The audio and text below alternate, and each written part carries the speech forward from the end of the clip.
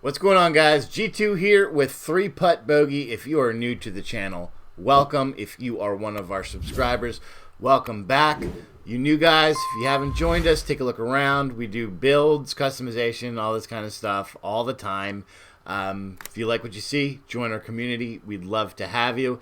If you've got a second, give us some of those hype points. You do that by turning your phone portrait mode, and where the comments are, you kind of scroll over, see those 3 dots, scroll over. Hype points, all that does is just help us with exposure, which gets us more subscribers, more content, all that kind of stuff. Today we are rebuilding Maltby Max Milled Wedges. These are Phil's wedges that he uses on our videos. He's been using them for the last, I think he got them last year.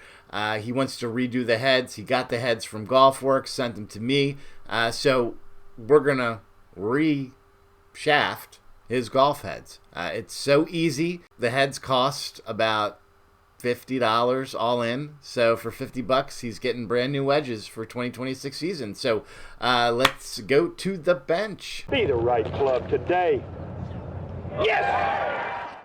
All right, so let's build some wedges. So we are gonna be basically changing the heads on Phil's Maltby Max Milled Wedges. He's got a .90 in the 50, and he has a 1.05 in his 54. The difference between the two is the 1.05 has 2 weights, the .90 has 3 weights, and this has a little wider sole, a 1.05 inch sole to be exact, whereas the .9 has a just under an inch sole. Again, changes the bounce and the sole interaction. So with the gap wedge, you would want a thinner sole, much like what you would have on a 7-iron, 8-iron, 9-iron pitching wedge, etc.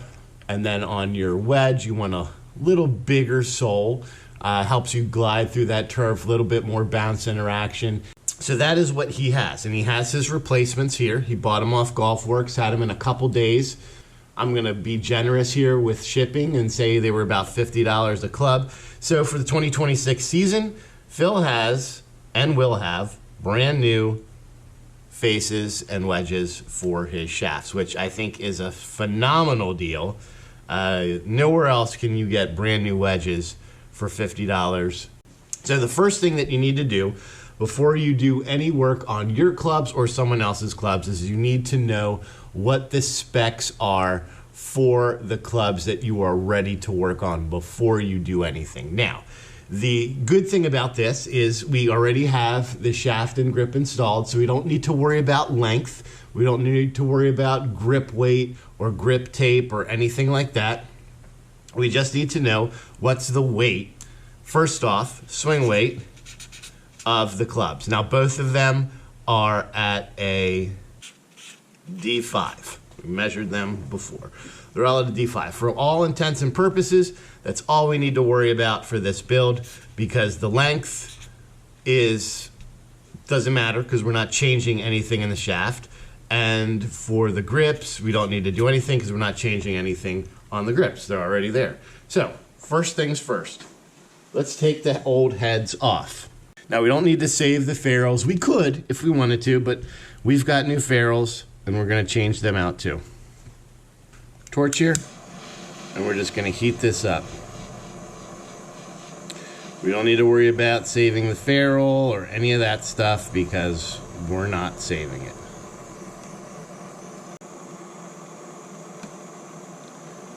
You can only use this process that I'm doing with a steel shafted club.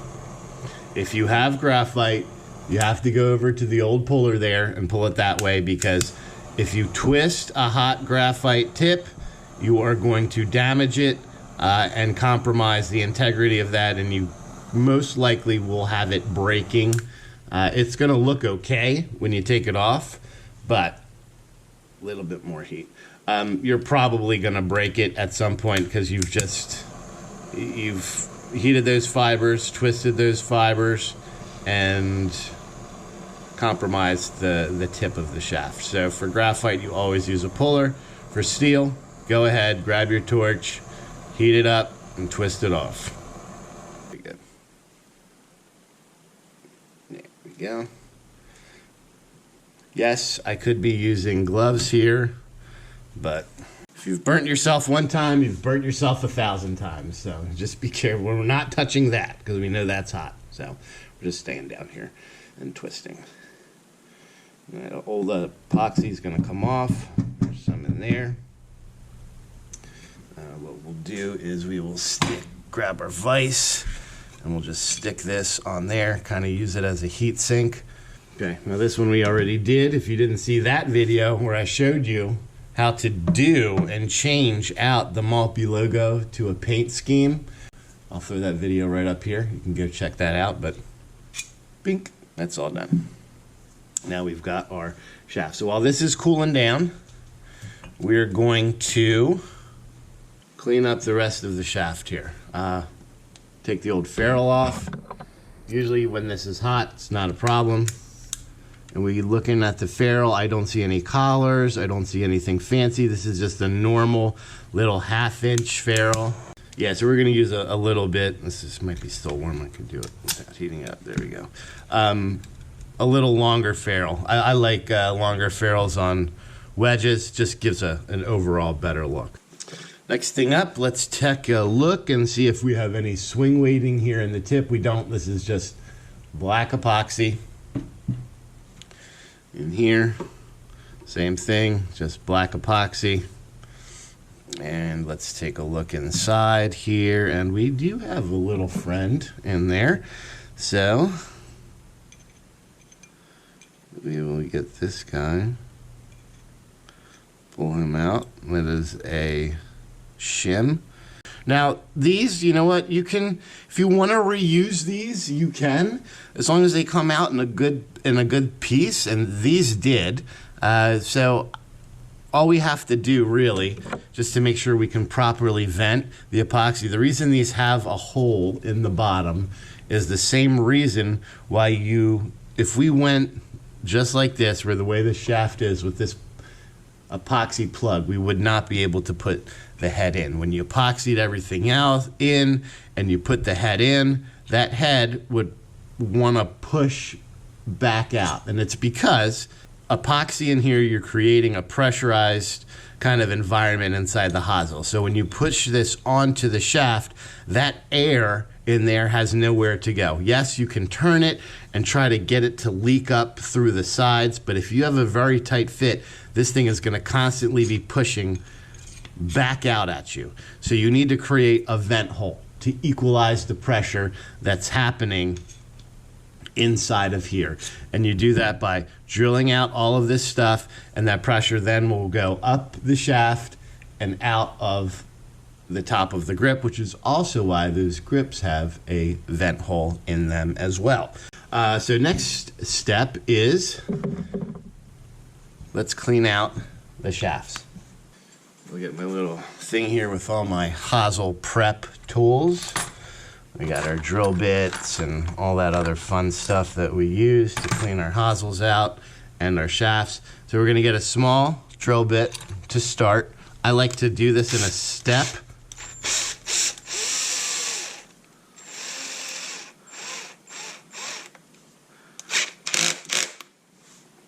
Now when you're doing this, and you have the grip still on, keep this angled down so everything comes out of the bottom.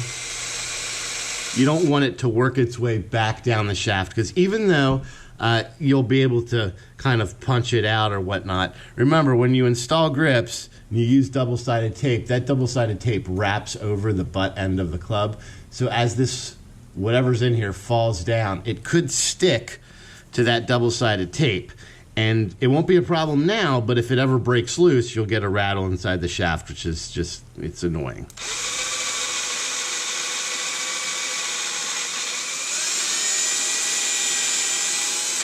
We're going to step up now. This is I think this is a 1/8. Give us a little bit more. Take a little bit more out. There we go. And you don't want to press. I'm not pushing in when I'm doing this. I'm just letting the drill bit, guiding it through that hole I made.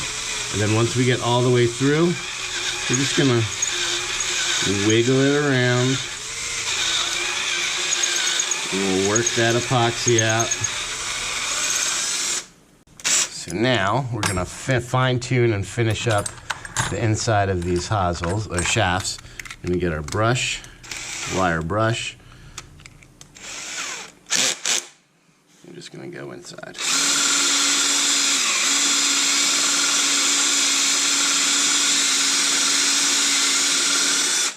Just gives us that nice, clean finish inside. Any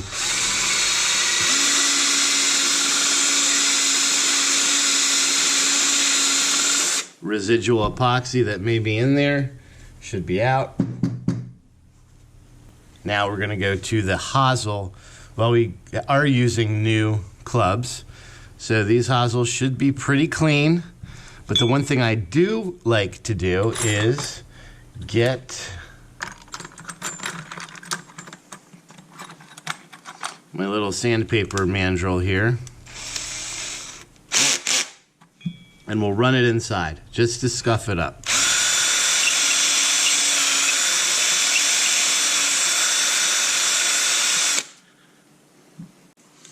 So let's now inspect the tip of the shaft. We have a little bit of epoxy still left on these, very thin layer.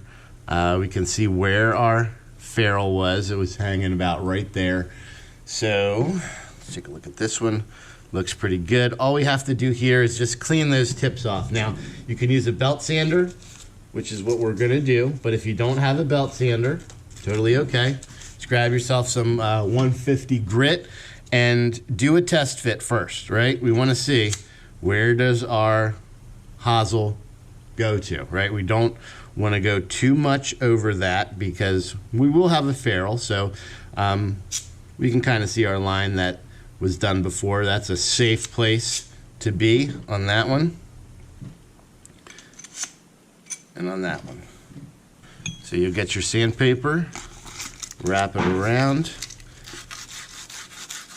and just give it a little cleanup.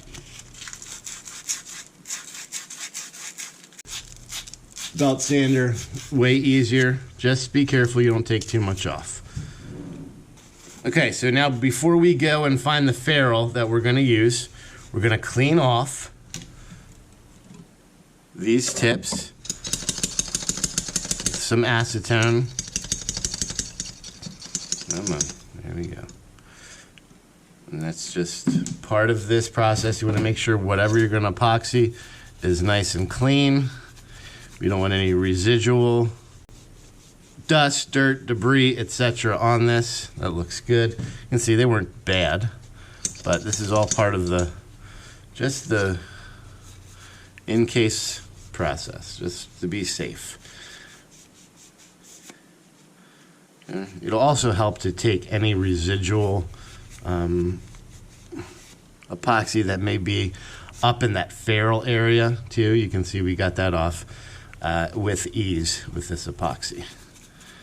Okay, so now that, even though we didn't do too much work inside of these hosels, we just did a little sandpaper grind, you still want to go, I use like 2 Q-tips. There's a joke in here somewhere, 2 in the hosel. Go around, because during the fabrication process, oil gets in there, milling material gets in there. You just want to make sure all of that stuff is out. Yeah, you can see they're brand new and they were pretty dirty. Now while we have these, we'll just clean the inside. This is not necessary, but we've got a wet Q-tip, so let's do it. Okay, now we're gonna go with our ferrules. Phil didn't say he wanted anything fancy, but we've got bunch of different options that we can select from here. These are traditional black. We don't need collars on these. This is a 21 millimeter and this is a 20 millimeter. You can see just in terms of length, one's a little longer than the other. They're all 355. And then we have some of these. Now I believe when I built his original clubs, we used these. And I think we're going to go back and use them for these two. Alright, so I'm going to share with you guys kind of a trade secret. I have not shown this on the channel. I'm going to share it for this video only. Not many people do this. They don't really quite understand why, but if you've ever had a ferrule that has moved, right? When it's installed, it's because the epoxy was, one, not put in there enough, or two, it was not abraded on the inside. Now you can use that sanding mandrel that I had and just scuff it up. This is what I like. I have a tap, and I will get this tap and run it through the ferrule. What that does is it leaves all these amazing little ridges on the inside of the ferrule.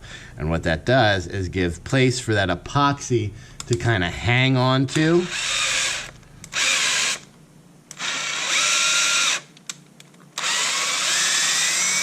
And that's all it takes. And if you're curious, this is a 3/8 by 16 tap. And these were 355 ferrules. So depending on the ferrule you use, you may need to adjust your tap size. All right, so we're getting ready for assembly now. We've got our epoxy ready to go. We're not going to need a ton. Obviously, this is not a huge amount of clubs that we're assembling, so we're just going to put a little bit of our part 1. And we'll put a little of our part 2. Equal parts, obviously. The more you do this, I just eyeball it. I've done it for so long. It's just, you know, kind of second nature. Now we have our ferrules. We know that our clubs, let's make sure we know which club goes on which. So 50 goes on here, 54 goes on that. We're just gonna do one of these with a Sharpie, so we know. And it's a little acetone after the fact, we'll take that right off, but this way we don't make any mistakes. And we will add some shafting beads to our epoxy mix. Personal preference, I always use them. If you saw when we pulled these out, how that epoxy had kind of a grainy structure, that's because they were installed previously with shafting beads, and shafting beads just helps to just self-center and give a little bit of strength. It's not used for strengthening the epoxy. It's more or less used to help self-center the hosel into the club head. And if you didn't see that video that we made, it's actually kind of interesting if you're kind of a science nerd. I'll link it up here for you to check out. We are going to put some epoxy inside of our ferrule here. We don't need a ton. We've got those grooves in there, really stick in there good. Put that on, twist, twist, twist. Ferrule setter, and we'll set it up, push it in place. Okay. I chose the black epoxy because if you look at the ferrule, bottom of the ferrule is black. So if we had used a clear, it may have been noticeable when we installed these. If when we get leak out, we don't get all of the epoxy perfectly cleaned up. So we used a color match epoxy for the part of the ferrule that is going to be junctioning with the club head. Now, say this was red. Use clear epoxy, a couple drops of food dye, and make it red. That is another trade secret. I'm giving you guys all the good secrets here. Now we are going to put a little on the tip here because we got to add our shim. We didn't need any weights or anything. Remember, the weight is the weight. We're putting it together exactly the way that we took it apart. So we don't need to worry about weights or anything like that. We know that the swing weight's going to be the same because we're not changing anything. And we'll put just a little bit here. on the shim. And we twist as we install. I don't know if you can hear that, but you can hear those air bubbles of epoxy popping through the vent hole here, and that's a good sign. That's what we want. That means that we are properly vented. Make sure our ferrule is tight, and it is, and this is set. Now we'll line up our grip, and these are set. So we've got our epoxy done. What we'll do is we'll clean off our tools here. We're just going to use some grip solvent. Best thing for cleaning off epoxy. We'll leave this next to those. It's kind of like our little visual alarm clock to let us know when everything is set. And then we will do just a very light wipe just to make sure we don't have any epoxy on these. They looked really good. It's a great sign when that happens. It means you didn't use too much. And you want to clean all the way up and all the way down. Make sure you no fingerprints or any of that stuff is on there.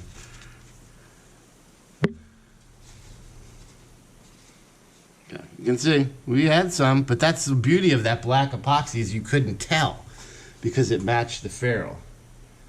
We'll check our alignment one more time. And the great thing, these ferrules fit absolutely perfect. I don't think we're going to need to do any trimming on them. These are on there pretty solidly. I'm still, however, going to do my thing. We get some blue painter's tape. Just a strip, just like that. We're going to cut it in half. And we're going to put one strip on here. Let's just make sure that nothing moves while it's drying.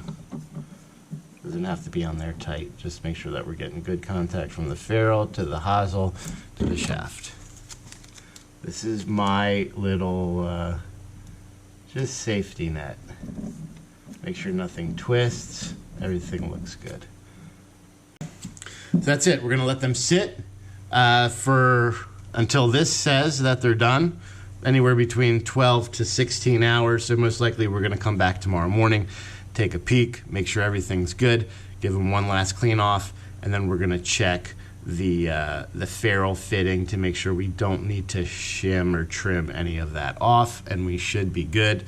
Let's just make sure finally that we have the right club on the right shaft, and we do. 54 on the short, 50 on the long.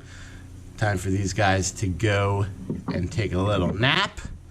And we'll see you in about 12 to 16 hours. All right, next morning, gave it all night to cure. Go to our epoxy batch. Nice and solid, so we know we got a good set with our epoxy. We took our blue tape off. That was just kind of holding everything in place. We're pretty smooth. These ferrules actually fit really great to the hosel.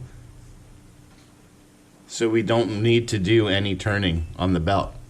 So what we're going to do now, just really to finish this last part of it up and be done, is we're just going to polish the ferrules a little bit. We're going to get some acetone onto a, I just use an old bed sheet, so gotta use it for painting and whatever, like as a drop cloth. So we're going to use an old bed sheet.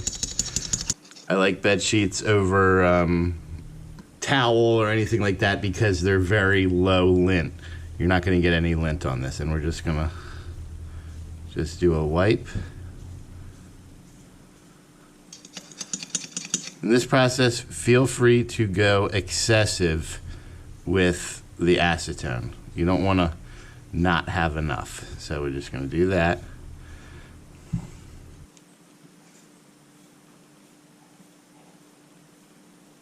Okay.